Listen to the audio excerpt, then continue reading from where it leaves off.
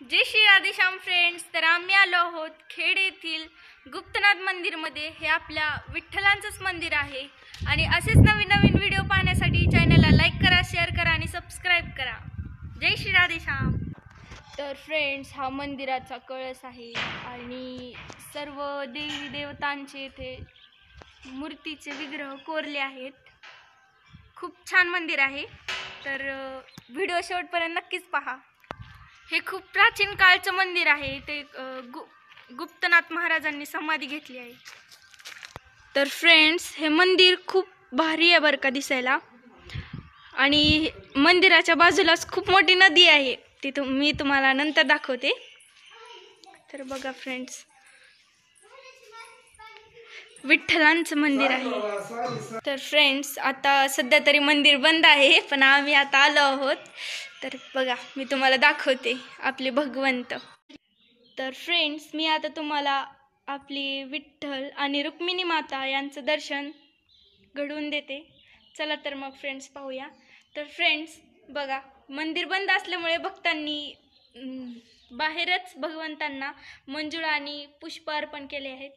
तर मी तुम्हाला जवळनं दर्शन दाखवते. सध्या तरी मंदिर बंद आहे, पण आपल्याला दिसतं. जय जय हरी विठ्ठल. बघा तर फ्रेंड्स, तर आतमध्ये आपल्याला दिसते आपले रुक्मिणी माता आणि आपले पांडुरंग. आणि जे सेंटरला आहेत ना, ते गुप्तनाथ आहेत. त्यांनी समाधी जिवंत घेतली आहे या ठिकाणी. आणि इकडे आपल्याला दिसतात तुकाराम महाराज आणि संत ज्ञानेश्वर. धनी मनी एक पांडुरंग, मनोमनी एक पांडुरंग. तर फ्रेंड्स बघा, आपल्याला वरती दिसते राधा राणी आणि आपले भगवंत. तर फ्रेंड्स, आता आपण नदीकडे जाऊया. नदी कशी आहे ते पाहू. बघा फ्रेंड्स, तर फ्रेंड्स, या ठिकाणी गुप्तनाथ महाराजांनी समाधी घेतली. आतनं खूप छान वास येतोय बरं का, चंदनासारखा. तर आपण ह्यांना प्रणाम करू. आपल्याला काही दिसणार नाही बरं का, आत गेल्यावर दिसन.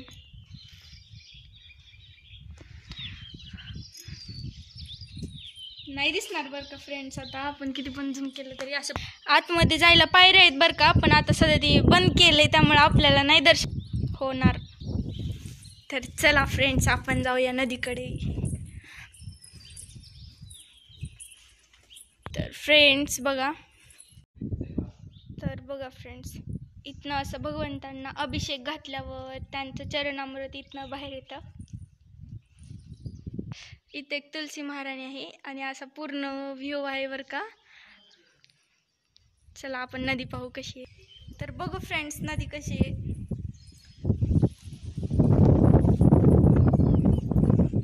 बघा फ्रेंड्स, तुम्हाला दिसते का नजारा.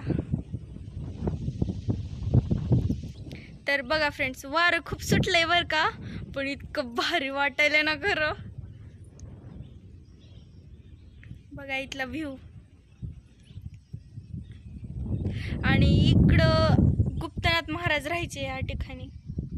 बघा, आपल्याला जायचंय तिकडं सध्या, काय माहिती ते पण उघडं नसेल. दिसतंय ना फ्रेंड्स तुम्हाला, इथे पंढरपूरहून येणारे वारकरी या मठामध्ये जेवायचे. आणि हा मठ होता गुप्तनाथ महाराजांचा. या ठिकाणी गुप्तनाथ महाराज राहायचे आणि त्यांनी या ठिकाणी समाधी घेतली.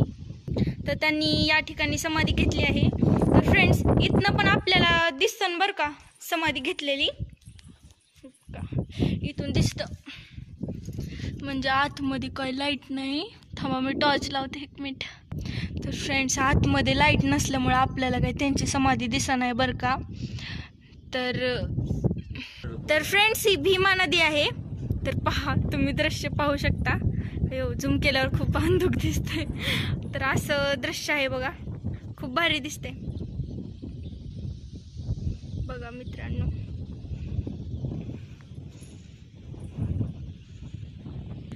तर खरंच फ्रेंड्स, असं वाटतं की आपण पंढरपूरला चाललोत.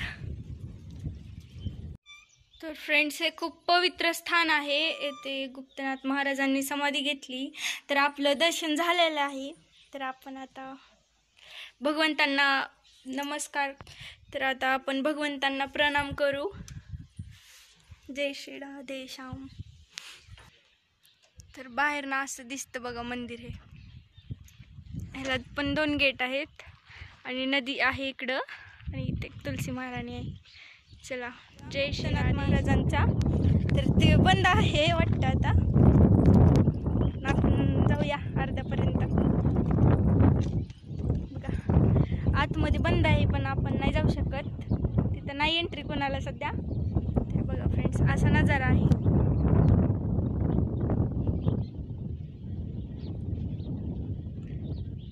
सनसेट झालाय आता.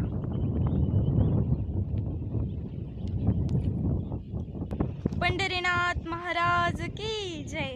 तर फ्रेंड्स असंच लाईक करा, शेअर करा, सबस्क्राईब करा चॅनलला आणि सपोर्ट द्या. जय श्री राधेश्याम.